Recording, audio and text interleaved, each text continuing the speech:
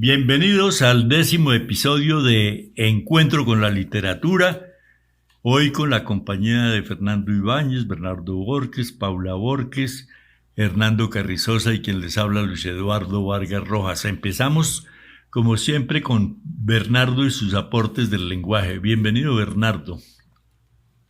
Buenos días, Luis Eduardo, muchas gracias. Encantado de poder participar en este 10º podcast que ya está volviéndose pues una institución en las redes sociales. Yo quiero hoy continuar con mis aportes al idioma español y especialmente con el refranero. El idioma español, pues como todos sabemos y lo hemos recalcado insistentemente, es sumamente rico en refranes. Es un idioma tan hermoso que se ha prestado para tantos literatos que han explotado la elasticidad y la capacidad del idioma para hacer cosas hermosas en poesía, en literatura clásica, en novela, en historia, en biografías. Y quizás por ello empleamos nosotros también esa herencia española de los refranes con tanta frecuencia en nuestras conversaciones habituales, en nuestras conversaciones cotidianas. Y es que son los refranes los que encierran toda la sabiduría popular, toda la vasta y valiosa experiencia de las generaciones anteriores. Está volcada en cada una de estas frases que, a pesar de ser en muchos casos sumamente antiguas, mantienen su vigencia en nuestros días. Pero para que el refrán cumpla su función es necesario que lo empleemos en forma adecuada y que lo interpretemos correctamente. Podemos ver a continuación una serie de refranes que les permitirán comprobar lo que usted realmente conoce de esta sabiduría popular. Empiezo por uno que sí que es bastante conocido. Agua que no has de beber, déjala correr. Es desde luego ese significado que no nos deja entrometer en asuntos que no nos incumben directamente. Es un refrán efectivamente sabio. Agua que no has de beber, déjala correr. 2. A la luz de la candela, toda rústica parece bella. Quiere decir que con la luz artificial se ven menos los defectos. 3. Amigo del buen tiempo, múdese con el viento. Las amistades que surgen durante los buenos tiempos generalmente se pierden cuando estos momentos pasan. Amigo del buen tiempo, múdase con el viento. 4. Con lo que sana el hígado, enferma el vaso. Quiere decir que lo que es bueno para una cosa casi siempre perjudica a otra. 5. Contra peón hecho dama, esto es muy ajedrecístico, contra peón hecho dama, no para pieza en tabla. Quiere decir que algunas personas alcanzan cierta jerarquía e intentan avasallar a sus subordinados. 6. El que a su nariz acorta, su cara afea. Quiere decir que al divulgar los defectos de nuestros familiares, dañamos nuestra propia imagen. 7. Más moscas se cogen con miel que con hiel. Una persona dulce y de buenos modales obtiene mucho más que otra persona que es hosca o brusca o grosera. Más moscas se cogen con hiel que con miel. Muchas veces el que escarba lo que no quería halla. Los excesivamente curiosos muchas veces se llevan sustos, encuentran cosas que no son agradables ni de acuerdo a lo que buscaban. Nunca el lobo mata al lobo. Quiere decir que los malos se protegen unos a otros, por ejemplo, los políticos. Un cabello hace su sombra en el suelo. Quiere decir que todo, por pequeño que sea, tiene su valor. Este es el aporte de esta semana al podcast número 10, que complacido estoy de poder integrarlo. Muchas gracias a todos y un saludo a todos los que nos escuchan. Feliz día. Bueno, y a continuación Fernando Ibáñez y su acostumbrado y emocionado aporte a la historia del teatro. Bienvenido, Fernando. Muchas gracias, Luis Eduardo. Hoy retomamos nuevamente la estructura del concepto del quehacer teatral y recaigo nuevamente en un tema en alguna vez tocado que tiene que ver con uno de los dramaturgos más importantes del siglo XX, junto con Stanislavski, Meyerhold y otros, que es Bertolt Brecht. Hay un aspecto fundamental que es columna vertebral de su criterio y es siempre el compromiso con la verdad. Es algo que en el campo artístico nos atañe a todos. El papel del artista fundamentalmente ya lo hemos recabado en algunos encuentros. Es su compromiso con la verdad. No la suya solamente, sino la que éticamente corresponde a la esfera de lo social, de los valores, de la ética, de los principios. No hay nada más importante para un artista que sus principios. No son negociables. El artista verdadero estructura en su ser unos fundamentos y unas coordenadas que guían su vida y son sus principios éticos y sus principios frente al arte. Y Bertolt Brecht nos entrega unos fundamentos tan importantes que de alguna manera han de ser referentes para el quehacer artístico. En alguna vez hablábamos de estos principios que son, primero, él lo refiere a la literatura, pero en el caso del arte, yo lo refiero a la totalidad del mismo. Uno de ellos, el primero, es el valor de escribir, decir, expresar y plasmar la verdad en cada una de las esferas del arte. El arte debe hablar. Su lenguaje debe ser la verdad. El arte que la esconde simplemente no puede considerarse como tal porque está participando de unos principios oscuros que niegan el derecho de todos a encontrarse con su propia realidad. Otro principio muy importante es la capacidad, la inteligencia no solamente del artista, sino de su obra, de reconocer la verdad en lo que hace. El arte es fundamentalmente un acto social y, a mi modo de ver, con un profundo fundamento ideológico, porque lo ideológico es la esencia del principio de las cosas, es la filosofía de la vida. Por lo tanto, el artista y quien lo disfruta debe encontrar en el arte la verdad que le ha sido ocultada socialmente en el marco de lo político, en el marco del manoseo que los políticos hacen de la sociedad para encontrar, encumbrarse y lograr realizarse como actores políticos de una verdad que le niegan a los demás. Por lo tanto, el arte tiene la labor de descubrir la perspicacia para encontrar la verdad donde los otros la ocultan. El artista tiene una caja de herramientas en su mente, en sus manos y en su quehacer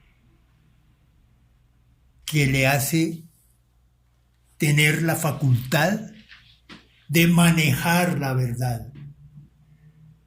No solamente decirla, sino cómo se dice.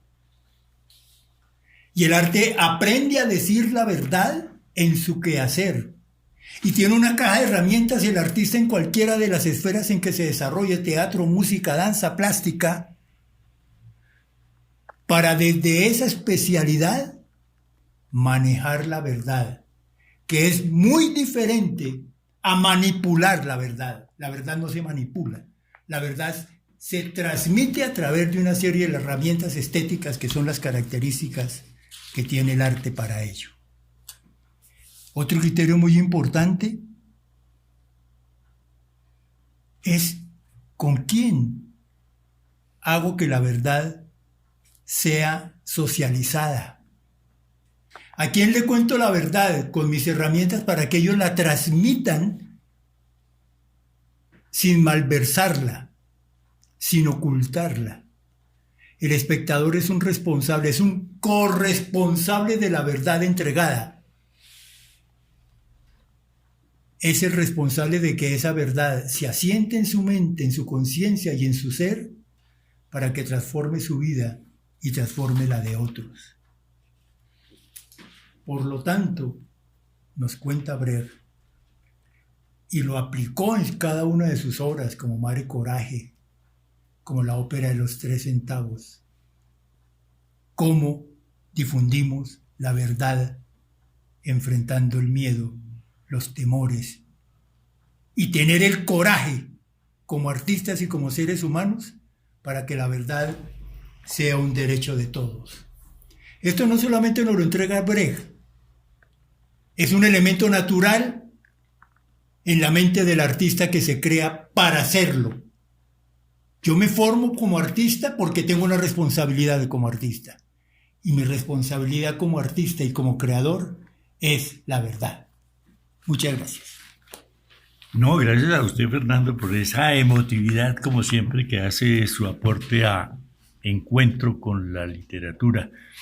Pero sabemos que el maestro Hernando Carrizosa prepara un evento que yo podría catalogar como el evento cultural del año, teniendo en cuenta pandemia y todas esas abstinencias a las que nos hemos visto obligados por cuenta de ella, pero él quiere irrumpir de nuevo con el arte. Acabamos de pasar por Arbo 2021, un evento organizado por la Cámara de Comercio de Bogotá, que en esta oportunidad se desconcentró y fue a los barrios, tanto del centro como en el caso de la Plaza de Mercado La Concordia o en la Galería Santa Fe, en Chapinero y Teusaquillo, en el mismo Museo del Chicó y fundamentalmente en el barrio San Felipe, que ya reúne más de 20 galerías y claro, con sus correspondientes ayudas alternas como restaurantes, cafeterías, parques, en fin, un sitio que vale la pena ir a mirar.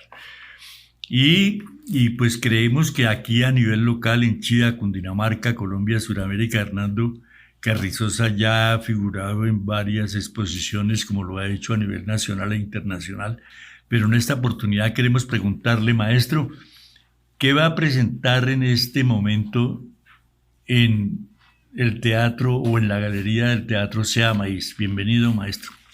Gracias, Luis Eduardo. Y bienvenidos a todos los oyentes y los compañeros de oficio y de diálogo.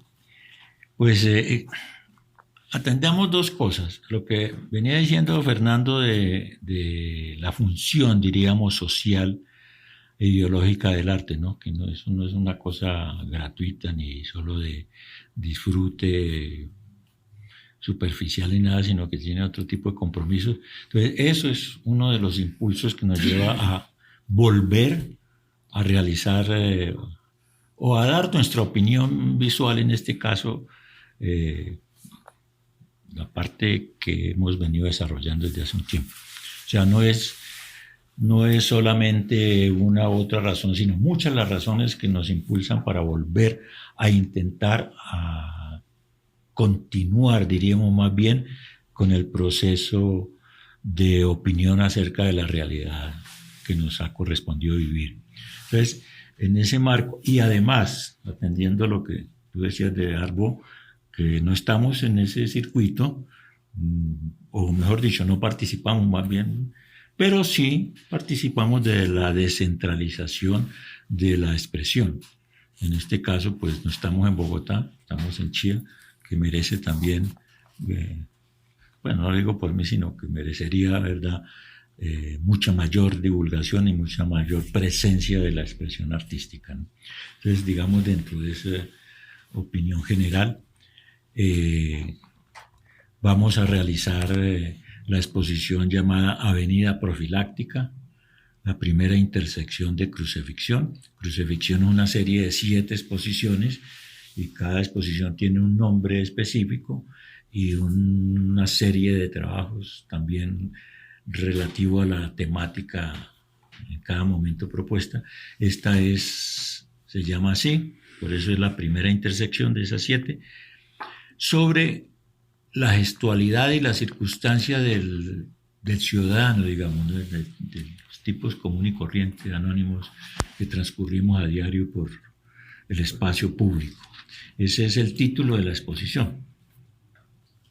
Pero bueno, maestro, ¿y cuándo se inicia, cuándo concluye y en qué horario puede participar la comunidad? Bueno, está programado de la siguiente forma. El jueves 7 de octubre se inaugura. El acceso pues va a estar un poco restringido pues por la cosa de la pandemia y todo eso, que el aforo de esa sala es por ahí de 40, 50 personas, entiendo, entonces pues un poco limitado. Pero a través del 7, el 7 se inaugura y va a estar hasta el 29 de octubre. En ese lapso de tiempo vamos a realizar una serie de eventos, diríamos, ¿no?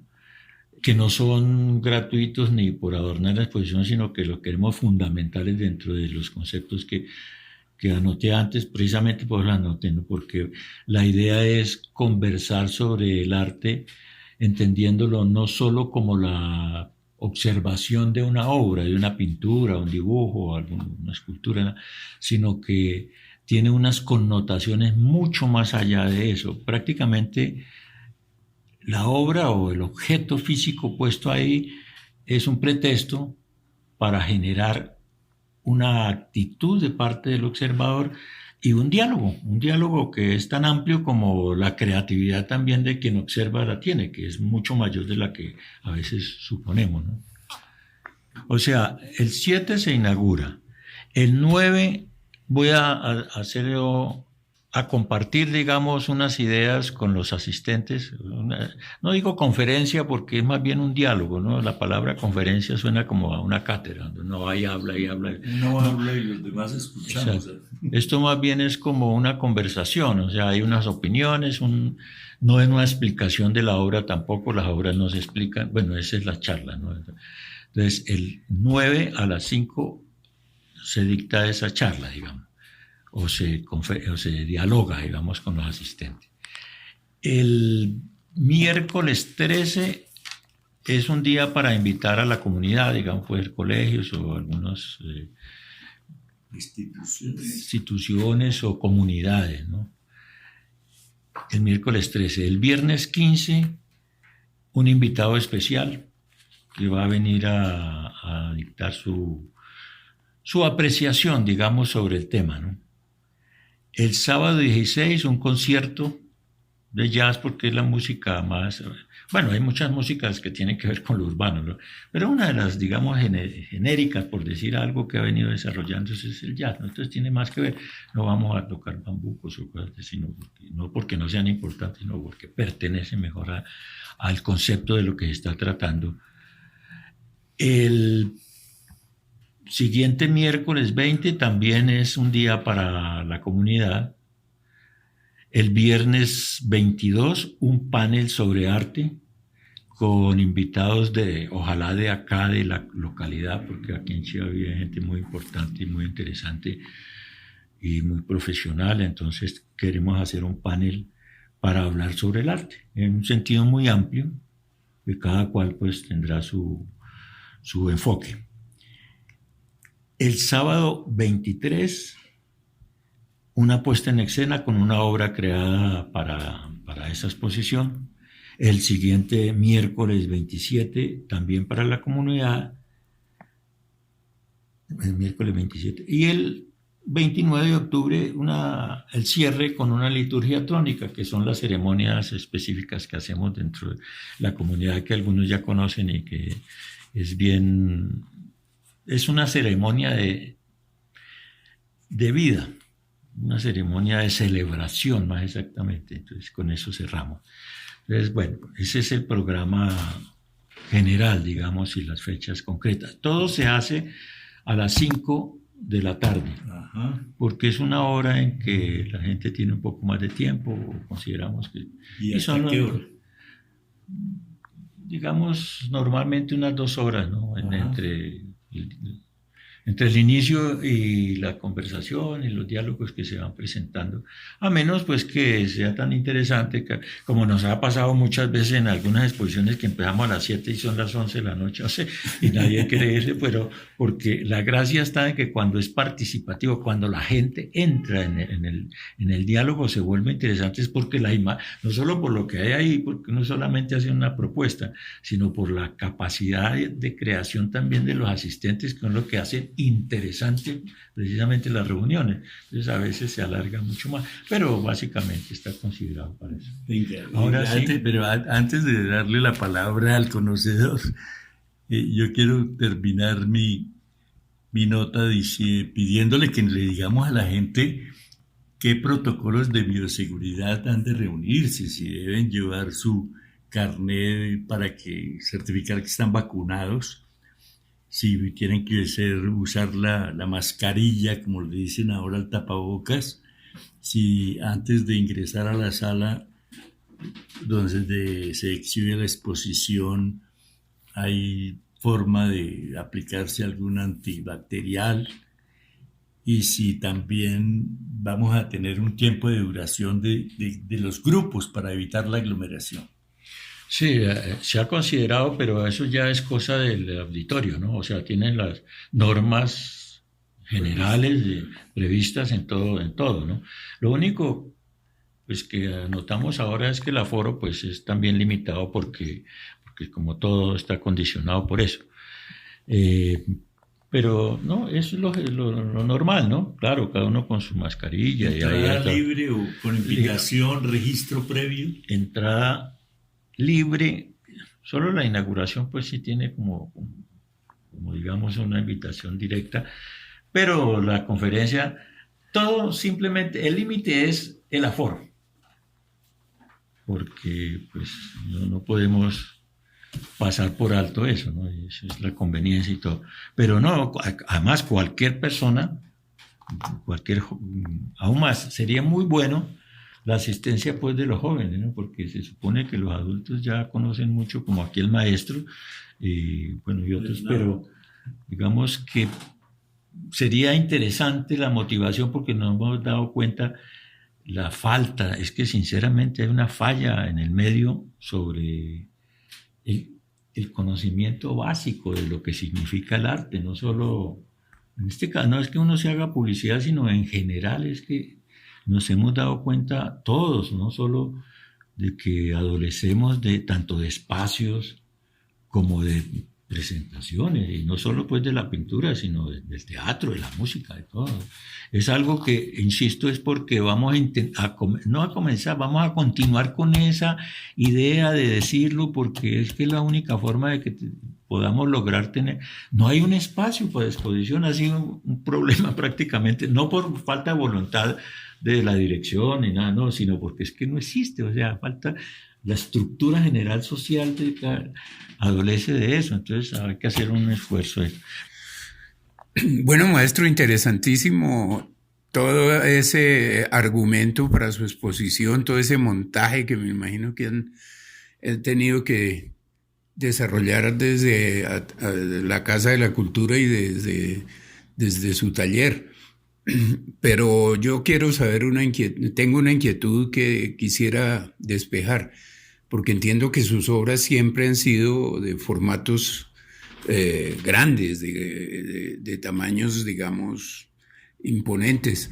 En esta ocasión vamos a tener también esa muestra de grandes formatos, porque entiendo que también hay otros, sobre todo la serie de dibujos y de serigrafías que tienen otros formatos más pequeños.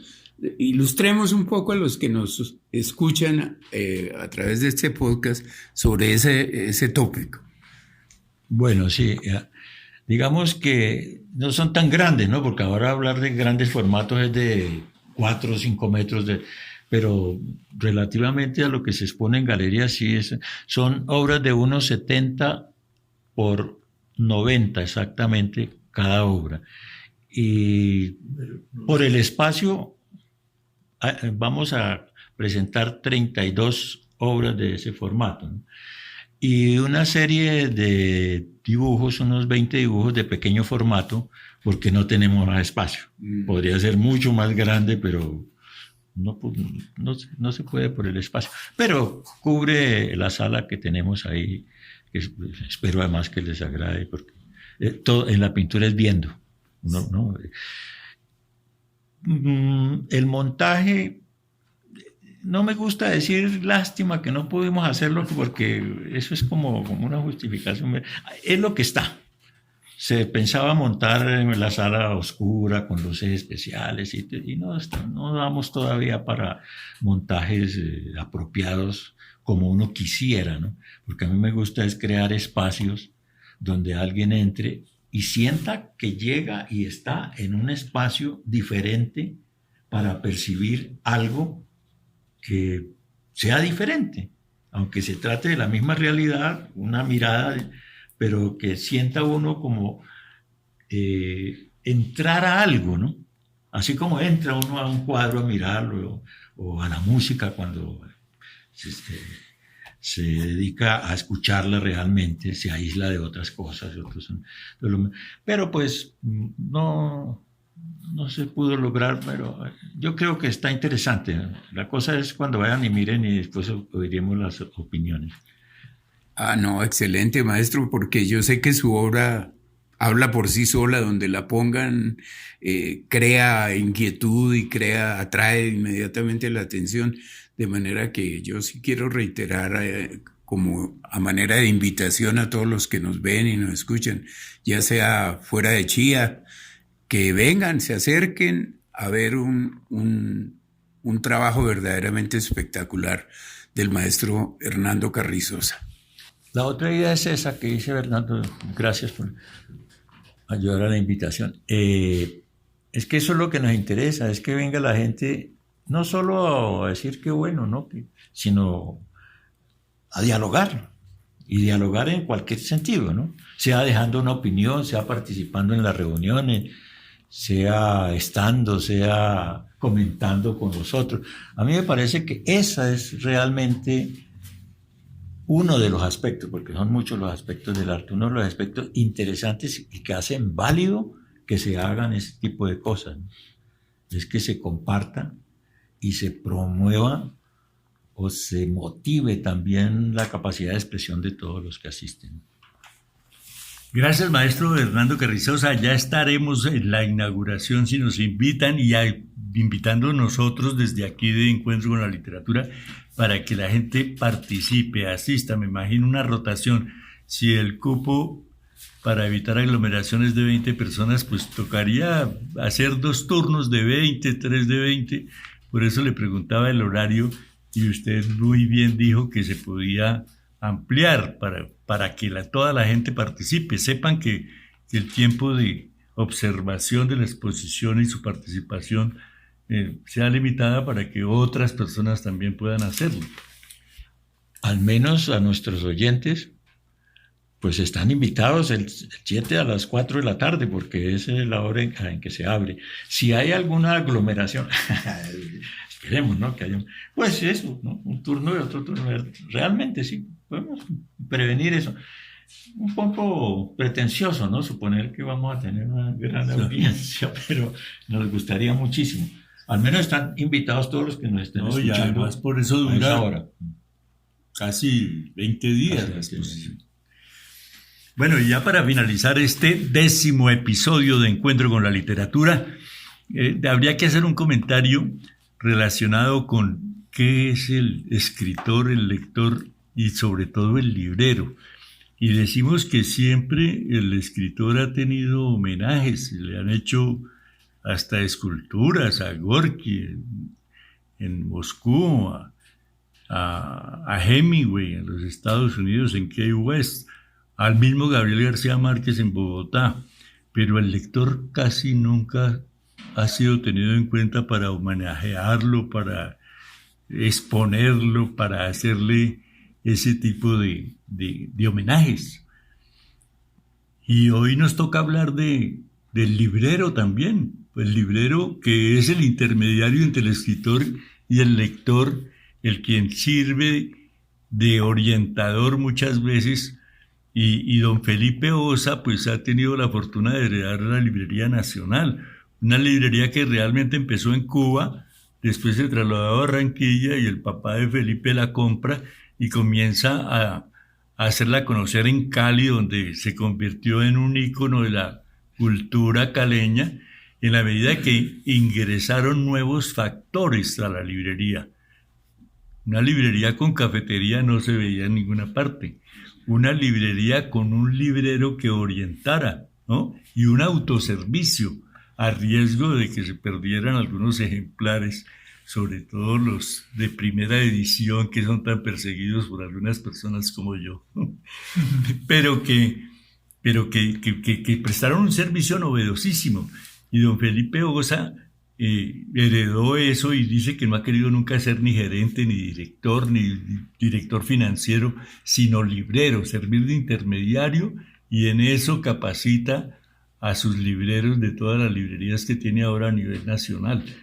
Y agradecerle a él que en estos 80 años que han transcurrido desde la inauguración de la primera librería nacional en Barranquilla, en Bogotá también teníamos una en la calle 18 con carrera séptima, donde uno ingresaba era la cafetería, pero no resistía a la tentación de ir a mirar las novedades literarias. Entonces uno se metía ahí y sin miedo, ¿no? Porque es que antes le daba a uno pavor que coger un libro, hojearlo, volverlo a poner en el estante, mirar otro, sin que alguien lo estuviera mirando detenidamente para ver si iba a pagar o no el libro.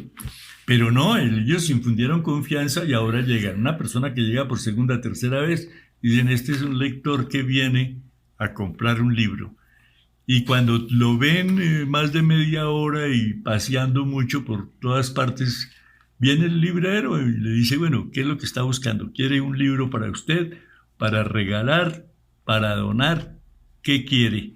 Y entonces le dice, mire, la novela histórica aquí, la novela bélica, la novela... Aquí hay diferentes tipos de libros, hay pedagogía también, hay poesía, hay cuento, hay ensayo, tienen su clasificación de tal manera que para a un lector que se deja orientar, el librero es el mejor consejero del mundo. Sí. Por eso ya le doy la oportunidad a Bernardo y a cada uno de ustedes para que hable de Felipe Osa y el librero. Yo no la encuentro en todas partes. Yo voy a Cartagena al Hay Festival y cuando comienza a ver uno la programación dice, oye, Tomás Piketty hablando de capitalismo del siglo XXI, ¿y eso qué será? ¿Quién es Tomás Piketty? No, un economista francés que está escribiendo sobre algo relativo con Marx, pero con actualidad. ¿Y dónde consigo ese libro? En la Nacional. Se va para la Librería Nacional y allá lo encuentra, lo ojea y ya como periodista puede preguntarle algo al autor. Entonces es el tipo que siempre tiene el libro preciso para la oportunidad y la casualidad del encuentro con el escritor, que eso es lo que hace el librero y lo que hace Encuentro con la Literatura. Por eso se llama así, porque lo que se propicia es el encuentro del escritor con el lector, y que finalmente lo único que perseguimos de este equipo de trabajo de Fernando Ibáñez, Bernardo Borges, Paulita Borges, Hernando Carrizosa y Luis Eduardo Vargas, es promover la lectura para aumentar el índice de libros leídos. Estamos leyendo muy poco, 2.5 libros. En Argentina se leen 5, en Chile 6, en Canadá 8, en Europa 12 libros. Entonces esa es nuestra gran preocupación y por eso le decimos a Felipe Osa muchas gracias de parte de Encuentro con la Literatura por hacer ese aporte de librero a los lectores colombianos. Sí, pues hoy celebramos con mucho gozo esos 80 años de la Librería Nacional, pero Hay que hacer esa felicitación extensiva a todos los libreros de segunda mano, los libreros de viejo, donde encontramos también tesoros, inclusive cosas increíbles. Muchos libreros ni siquiera se quieren desprender de lo que tienen, porque es una vocación. Y quiero traer una anécdota de otro gran librero, Buchholz, que era una librería inolvidable para en la Avenida Jiménez, para los amantes de los libros. Pasábamos por ahí 7 pisos de libros. Era algo sin cortina, uno veía los libros. Sí. Y el señor Buchholz, en alguna entrevista, él era un extranjero judío, creo. Creo que era alemán. Alemán, bueno, en fin, no tengo... Sí, inmigrante.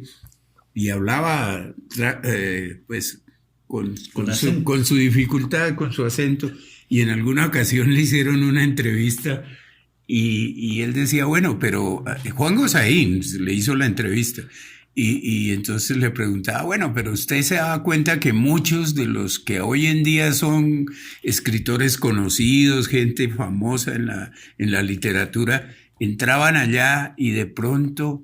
usted está consciente que de pronto se escondían un libro y se lo sacaban de la librería. Decía, entonces dijo el señor Buchholz, todos creían que me engañaban, pero yo permitía que se robaran los libros porque sabía que esas personas que hacían eso iban a ser algún día buenos escritores.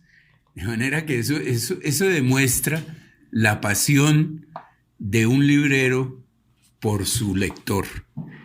Él sencillamente decía, me hago el de la vista gorda, que se lleven el libro que algún día van a reeditar, valga la palabra con doble connotación de reeditar, con mucho éxito ese pequeño hurto. Y para cerrar, ¿quién de nosotros no se ha antojado por lo menos de llevarse un libro de alguna parte? O una revista de un consultorio. Pues el vivo retrato de eso lo tiene García Márquez con su libro de 100 años de soledad, cuando habla del sabio catalán que llevó su costalado de libros que le llegaban de Europa, de España, su cofre lleno de libros que era su mayor tesoro, y él invitaba a los muchachos, ¿no? A los que Germán, Álvaro, que se refiere a Álvaro Cepeda Zamudio, a que leyeran, y los invitaba a leer, y le daba los libros para que se los llevaran y los leyeran con el compromiso de que le contaran qué era lo que había leído. El viejo Buchholz era un poco esa imagen. Y yo recuerdo en la universidad, pues uno corría a la Buchholz a subirse a algún piso a ver qué encontraba y a ver qué se podía tumbar. Eso sí, yo también formé parte de esa pleyade de muchachos que buscaba qué libro podía sacar. Y sí es muy cierto, él a veces uno encontraba una sonrisa socarrona cuando uno se despedía del viejo, porque él siempre estaba leyendo algo y hablando con uno, o tomando, y subía y bajaba y lo saludaba a uno, es decir, uno entraba como a su casa. Otra librería que me recuerdo mucho que tuvo mucho impacto fue la librería América Latina. Se llamaba América Latina porque quedaba en la 57 con Caracas, creo. Y ahí encontramos muchos libros. Y era la librería de la editorial del Partido Comunista, que era la editorial Suramérica. Que allí se imprimieron muchos libros, todos los manifiestos y los textos del Capital y el manifiesto del Partido Comunista y todos los libros de izquierda, uno los tenía que ir a buscar allá. Entonces esos recuerdos de librería hacen que esos libreros formen parte del corazón del libro, precisamente, y que uno tanto recuerda. Sí, ya para finalizar este 10º episodio de Encuentro con la Literatura, hay una anécdota en Cartagena de un muchacho que está leyendo un libro de García Márquez cuando lo ve venir a la universidad y coge el libro y sale corriendo para tomarle el autógrafo a García Márquez. Y García Márquez abre el libro y se da cuenta que tiene el sello de la biblioteca de la universidad, pero se lo firma. Le pregunta el nombre y le dice y lo firma. y el muchacho encantado con su libro firmado, pero sabiendo que era de la biblioteca de la universidad. Entonces Gabriel García Márquez lo llama y le da 50.000 pesos y le dice: cómprate el libro y lo regresas. Es un ejemplo de ética, de que, bueno, le acolita el hecho de que lo haya sustraído para conseguir la firma, pero que lo compre y lo regrese, y seguramente el muchacho lo hizo. Sí. Es un buen ejemplo de que hay que enseñar aún con esa picardía de Bujols. No, pues me acordé que yo soy libre, tú eres libre, viva la librería, ¿no? Es una frase muy común, yo no sé qué. Me armo de libros, me libro de armas. Pero bueno, hay que decirle otra flora a Felipe Osa y su librería nacional, y es que motivó a los jóvenes menores de 18 años a escribir novela. Eso me parece muy importante. Yo asistí a 2 entregas de premios de 20 millones de pesos a un muchacho de 17, 15 años que ganaron. Y aquí tuvimos a la niña Esteves de Tabio, que ganó el primer premio de novela para jóvenes. Entonces son cosas que a uno le gustan, que se hagan para estimular la escritura de jóvenes, que es muy importante. Una cosa muy importante de Felipe Osa, que posiblemente muchos la desconocen, es que él es un gran coleccionista de cómics y ha hecho varios libros sobre el cómic, sobre lo que nosotros llamábamos aventuras, que los españoles los llaman tebeos, que son los muñequitos que uno metía, los libros de cuentos que llamamos aquí, que metía dentro de la geografía del padre Ramón, en fin, no me acuerdo con lo que texto que uno estudiaba geografía, que era un libro de gran formato, de un formato grande, y entonces ahí escondía uno los cuentos y leía en la clase a Superman, a Batman, a Linterna Verde, todo eso, y clandestinamente, pero que eso definitivamente nos nutrió literariamente, y a cogerle un gusto a la lectura y a encontrar, ya después superábamos esas lecturas con otras ya más refinadas como Emilio Salgari, Sandokan, La Isla del Tesoro, ese tipo de literatura. Pero Felipe Osas tiene la colección más grande de cómics que existe en este momento de habla hispana, todos esos de Editorial Navarro, algo así, mexicanos, y ha escrito varios libros acerca de ese tema, de manera que además de su hobby como librero, su gran hobby es el cómic, que es bien importante. Otro coleccionista de cómics, que tiene una colección además valiosísima, porque hoy en día el número 1 de Superman vale $2 millones o algo así. Eso sí, son de un costo increíble, y hay un círculo de gentes coleccionistas que se intercambian y hacen subastas de esos cuadernillos, y de acuerdo a su estado de conservación tienen su valor. Ese coleccionista, que tiene también una gran cantidad de ejemplares, es Ernesto Samper Pizano. Aquí estoy y aquí me quedo, dice. Entonces nosotros no nos podemos quedar, nos despedimos, les agradecemos mucho escucharnos y difundir la idea de encuentro con la literatura.